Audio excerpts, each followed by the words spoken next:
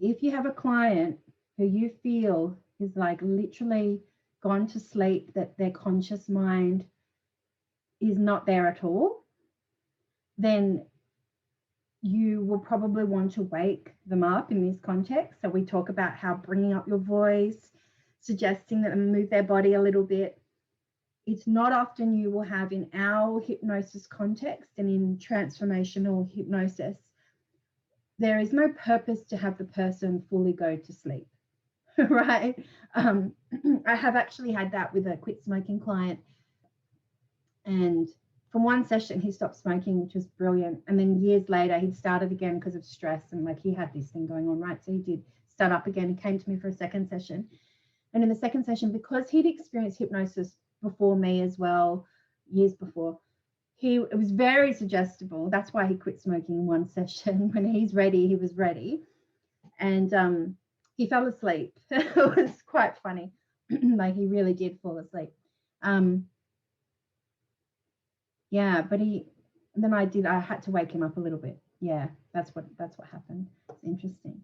Amazing, right? My hairdresser tried hypnosis twice for smoking the first time. She wasn't serious, so it didn't work. And then finally she was serious, so it worked. All about her beliefs. Thank you for sharing and reading in the chat box. It's exactly right. This is right.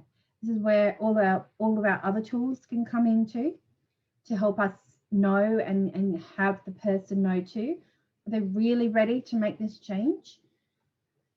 And sometimes they don't know if they're ready, and they might not be ready, but I will say the hypnosis script and process can give them what they need to make that change as well. But we don't know, right? It's person by person, case by case.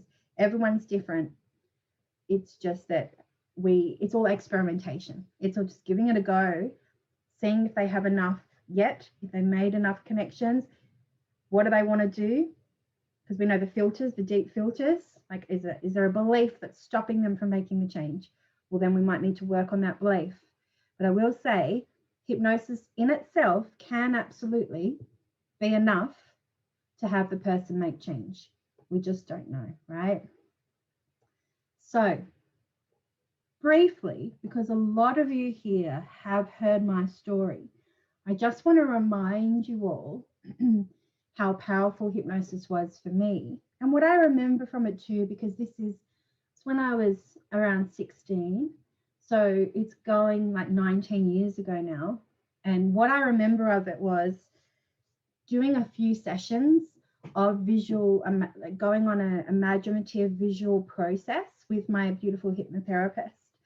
And she felt like she wanted to put like forest music on in the background. So it was this really, nice combination of like a bit of meditation, relaxation feeling.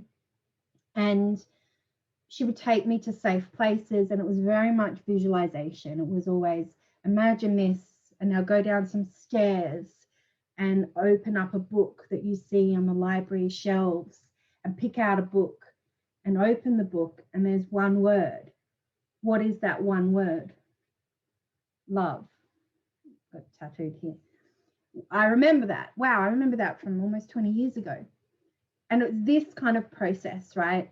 And so say on the third, fourth time that I was doing this hypnosis with her, where she would do a deepener and a confusion, a physical confusion to get me into trance, she would have me push down hard on her hand, and then she would very quickly pull away her hand like this. So my hand would flop and I'd go like this. So this is one process in hypnosis.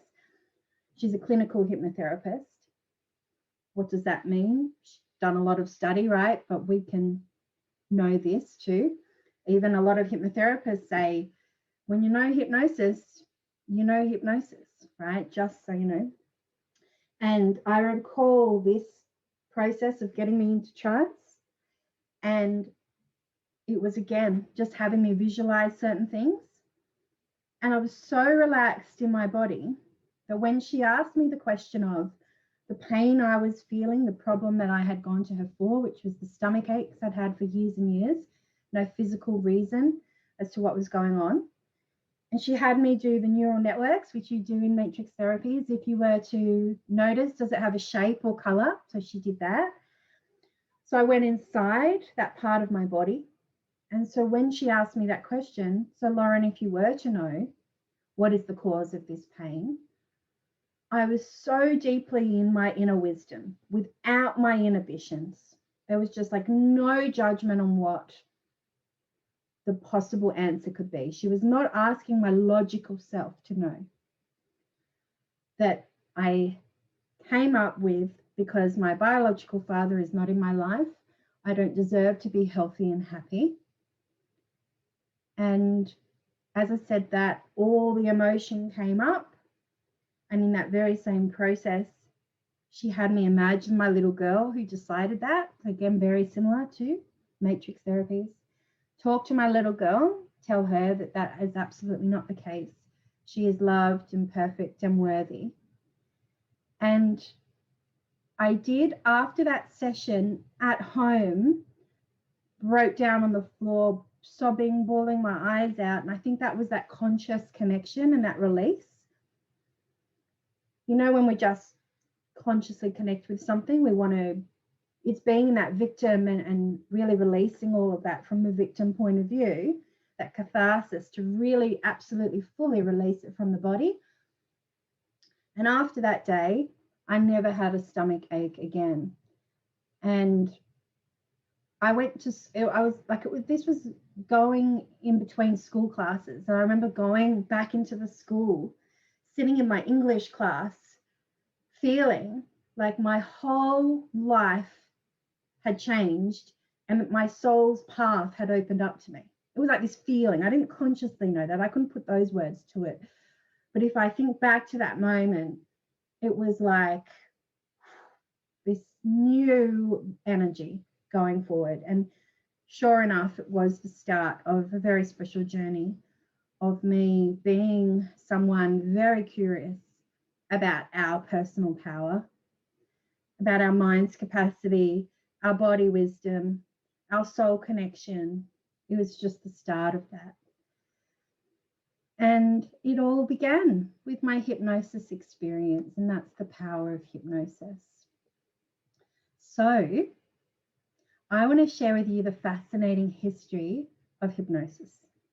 Okay, so what we've got here. Lauren, can I ask you a question? Always, Maria, yes.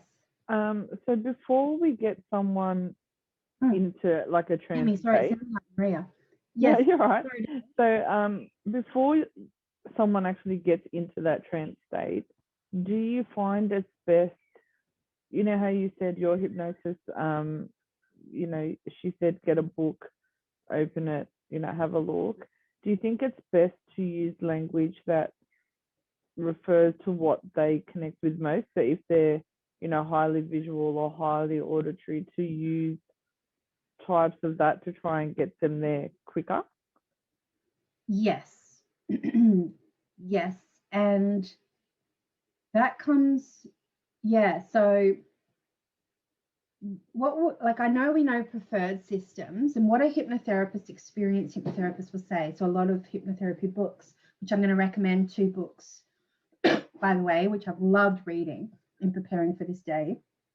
A lot of people, excuse me, will actually say not to keep someone in one sensory representational system, even if they're highly preferred. The fact is, you know, unless they have, like, they are deaf or they are blind, we would appreciate that.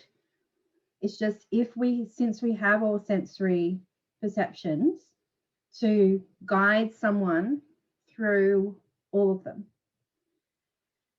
And that, what I mean by that is not to say, and you are hearing this, and you are feeling this. What's really interesting, for example, of going, instead of saying, and you notice the soft, warm breeze on your face, instead of saying that, saying, and notice how your face feels. Notice how the temperature feels. Yeah.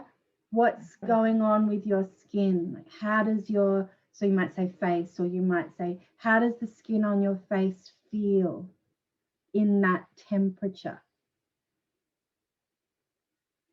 Okay. That allows the person's imagination to truly have whatever it can be for them, rather than, yeah, us suggesting that it's a warm breeze and the wind on your face. And instead of saying, and you notice the beautiful blue sky with all of its different colors, you would say instead, and notice the colors of the sky. Look up to the sky and notice the colors. Are there clouds or not? So keeping it really open. So all of that is stuff that I want to teach you guys. Okay? Yeah. Actually, Lauren, can I? It is Maria this time. Sorry. Yeah. You go for it. I went to a hypnotist, so it must be over 7-8 years ago. And I'd gone 3 times. I was trying to quit smoking at the time. And Okay. it didn't happen for me after the 3rd session. And he actually said to me, "You're one of those people that just can't be hypnotized." Okay. So I've believed that and believed that and believed that for years and years. And then I went, as you know, I went to the life coaching college. I did some hypnosis there. And I found it was very hard for me to get into trance. Right. Because, as you're saying, it's a belief that I had. Yes. So much so that once I left the life coaching college, when I was actually hypnotizing people and doing the convincers and all that kind of scenario, I'd actually tested it profusely on my family to find out these convincers really actually worked, and they weren't just doing it just for the sake of making me feel better, because it hadn't worked on me. Yes. And I always thought it was because when I closed my eyes, I struggled to actually see a picture. Yeah. Okay. Yet I am a visual person, but if you say close your eyes and see a green tree or whatever, Yes. it's black. A green tree doesn't come to me. I really struggle. Yeah. Okay. Yeah. Thank you for that. So it has me thinking too, which I think Amy was asking as well, in that you will find to the scripts that I give and will teach you. What I will say is, I think it's a lot more effective to, when I was just saying about those suggestions of the sky and the breeze, that comes later down the track. A lot of our scripts are all about what is absolutely, what's the word, like evidential, but there's in Milton model it says, well, it's like utilization. I can't think of the word right now, of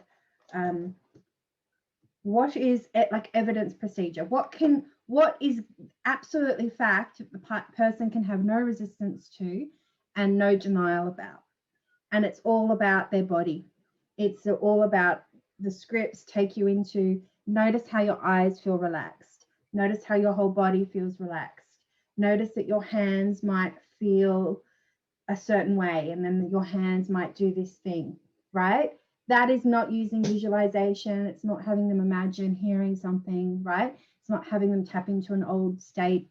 It's the physical body, and it's utilizing the physical body so that it's really then all about, can the person follow that suggestion or not? That's what it is. And Maria, thanks for sharing that. I think it is a little bit unfortunate, but actually I can maybe see why he may have said that, or the hypnotherapist, if it was a he, I'm not sure, so said to you, oh, you're maybe one of those people who can't be hypnotized. In that instance for you, had you believed that, sometimes some people say that because they want to tap into the rebelliousness of the person, and some hypnotherapists actually say that so that the person can go, oh, stuff you, actually, fine then, I will prove you wrong. And I will show you that I can be hypnotized. So there is that purpose of some of people saying that. And again, that's just then what people choose to believe. Like, do they choose to go, yep, okay. And it's all about, isn't it, like our own understanding and our own intentions at that time. So it's very interesting. Again, that's that power of suggestion. So I did kind of jump ahead, and I was just trying to look for the place in this book about suggestions. But Hey, Laura, can I just interrupt you for a second? It's yes, just Nara. as we are in the subject. Yes. I have exactly the same experience as she just mentioned. I'm a visual person. I'm a very visual person. But every time that I have like a meditation or go into a deep relaxation, and they say, oh, now you can see a tree, or now you can see the sky, and I see nothing. Yeah, okay. Absolutely. I come back and I say, I didn't see anything. It's so frustrating because it happens. I hear you, Nara. I hear you. It's so frustrating because I said, okay, this time it's going to work. This time we had, like, we were doing NLP with Sonia. She had this most beautiful relaxation. And then somebody comes and gives you a present. Everybody had wonderful presents. I had nothing. I saw nothing. No one came. No one brought me present or anything. So I don't know. It's do I have a resistance against it? Because I feel like I'm totally relaxed. I'm a relaxed person in generally, Yeah. and I'm visual, but I don't see anything. At one stage, when I was doing psychology, I had, for one stage, I was suffering with anxiety. Okay, out of the blue, just came.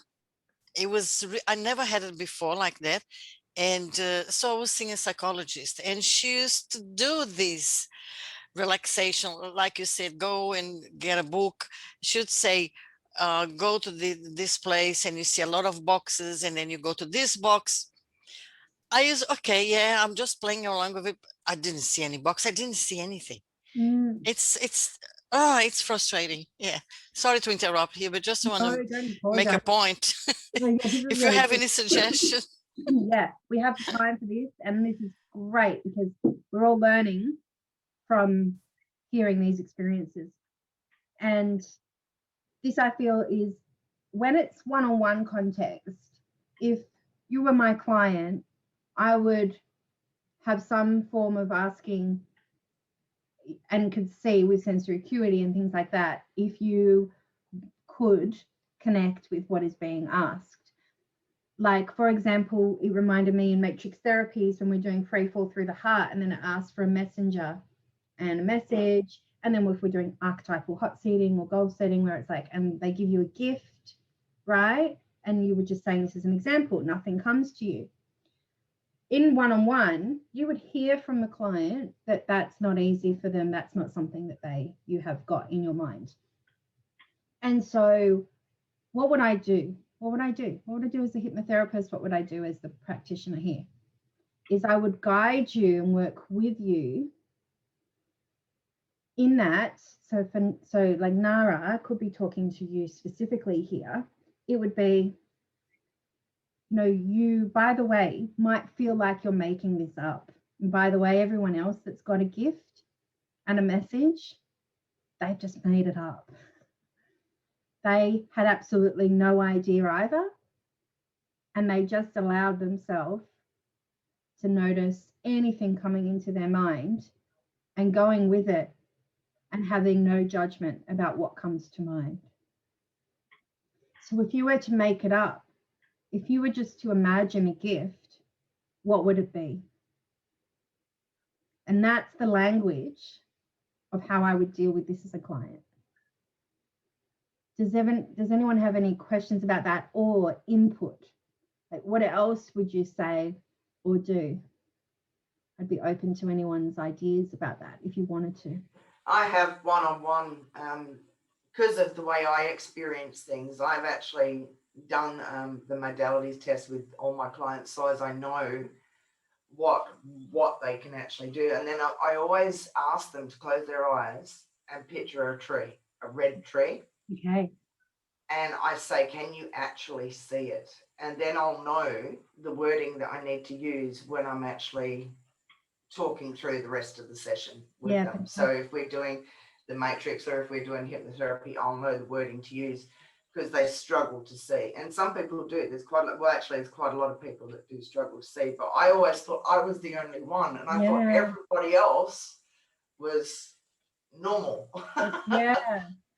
I have been humbled and reminded more and more that having the visual capacity inside one's mind is actually not always there and accessible to people. Let me just read what Mel's written. I have that highly visual but see nothing. Yeah. So she has that as well. Highly visual but see nothing. I've learned to trust my knowing. So what you just said, Lauren, to just trust what comes up.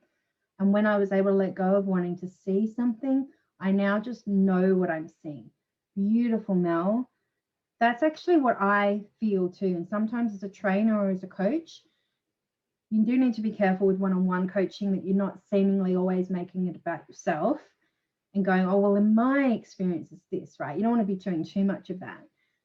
But yeah, and you can sometimes find and say things like, you know, for example, for me, I get a feeling before I get any information. And it's just this feeling of trusting and making it up, and I just go with the feeling before any information comes to me. That's actually how that works for me. Now, two, with everything we've just said, NLP and hypnosis will use this big word, and it's utilization. We just go back to utilization, which means utilizing what already exists and is evidential again in someone's life. And you get better at this the more you open yourself up to examples of it. And so what I mean by this is, if someone says to me they can't visualize in their mind, I think, how is this person, how have they utilized their visualization in the past that I need to map across and show to them how they might have actually visualized and not consciously realized. So then my unconscious mind gives me an example, and it goes, they park their car, so chances are they drive, and they've parked in maybe big car parks or wherever they parked coming to your session today. And so I ask, oh, hey, did you drive here today? Oh, cool. Do you remember where you parked, or did you find a parking spot okay? Oh, yeah. Oh, may I ask, when you think about where your car is, did you picture that? Oh, yeah. See? So utilization, it's always just thinking, if someone is saying they don't have visual, then I just use my curiosity and I go, how in everyday life do we access a visual? And it's, memory. Now, some people might say they memorize differently. And I'm interested to think, like, I'm open to other options. It's just, I do find, don't people visualize in some sense where they left something or what they did yesterday? Can you see what I mean? So Maria, go. Yeah, sorry, I just wanted to say something. Please. Like, don't get me wrong, if you said that to me, I can get brief pictures, pop in and pop out. Yes. Quite easily, like that. Okay. But like a lot of my clients I do see, they can actually see visual pictures of like a movie, like we've talked about, playing when they close their eyes, and I can't see that. But I will see the glimpse of, oh yeah, I parked my car over there and then it's gone. Or if I'm thinking of, the tree out the back, I'll get a very small glimpse and it's gone.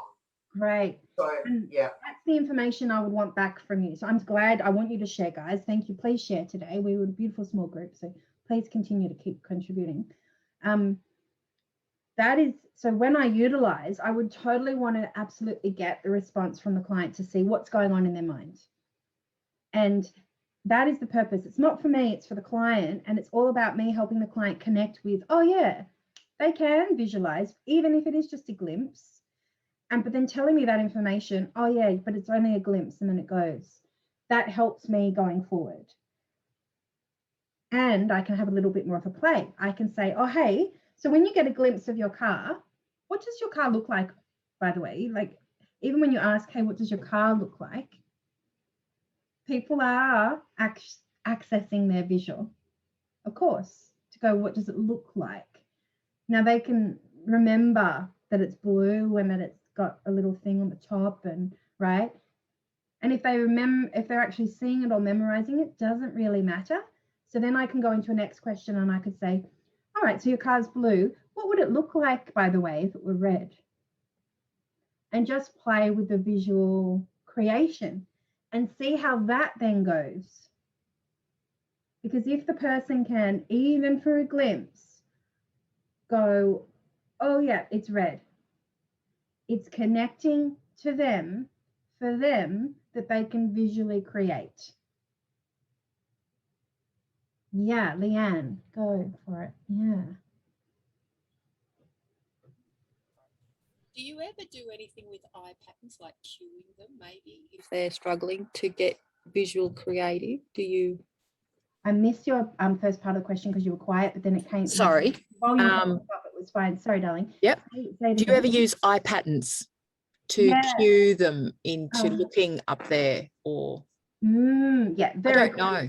Yeah, I would say absolutely yes. Like I haven't like specifically done that, maybe just because I haven't needed to. Mm-hmm. It's interesting that you asked that question, because coming up with the visual recall to move into create was getting into the eye pattern question. So I was actually going to refer to the eye pattern kind of concept there.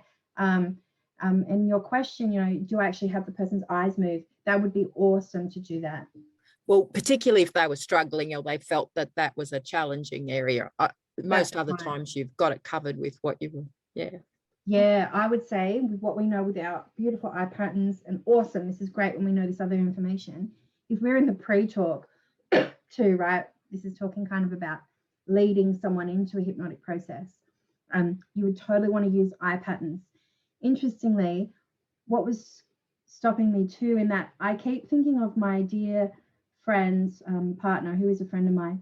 He, like, there is this thing, and I'm sorry, I don't know what it's called, where people literally cannot visualize, like they cannot picture something in their mind. I need to learn. I kind of feel like I need to learn more about it so I can understand. Look that up there too. must be a continuum, because some people can have photographic memory and be able to hold that long enough to read, and I've done that in the past prior to a head injury, etc. So it's interesting how these skills come and how you can access them differently, because I thought, oh no, that's lost, but that's building back again as more practice. Yes, totally. Thanks for using the word continuum. That's a good reminder for me that there is always going to be this like scale for people. Oh, aphantasia. Thanks, Maria. Yeah, that does resonate with what my friend has. And that, but it takes people with this, you know, ages. They might even live their whole life not realizing that they have it in terms, like, it's a right. We don't, like, you know. So I was going to say have it or not, like, is it this diagnosis? But we never know what we do in our mind, if what other people have in their mind. So having these conversations with people was fascinating, because I was trying to like talk to this guy, and I said, you know, about your motorbike, can you picture your motorbike? He's like, Lauren, I know that it's black. That's all I can tell you. I cannot picture it in my mind. It has to be in front of me for me to see it. Otherwise, it's just logical memory, logic for him. And that was a aphantasia symptom. Yeah, it's funny because you can like, all my dreams are in color. They're like movies. They're literally so real and vivid. So my dreams, I can see and visualize and everything. So, and yeah, but it is just a struggle when I just close my eyes. Like, I've actually sat there and practiced looking at a picture, looking at it, staring at it, and then closing my eyes, and it's not there, you know. So it is incredible. Yeah, thank you for sharing this. So it's all information for us, and it's the power of adapting and utilizing what's right for our client. And it's actually made me too very cool. Like, it's had me go, cool. A lot of the processes that you will learn don't have a lot of visualization in them. Yeah. So I'm going to give you a whole bunch of scripts when you come and learn with me. And the beautiful thing is then I'm going to share with you where you can access other scripts. And other scripts have different formats, and they might have more visualization, right? And there's all these different styles. But what's cool for us is that your scripts are actually using the body, not so much these visualizations. Yeah, not to say it's not in there, but it's not a big part of it. So it's super cool.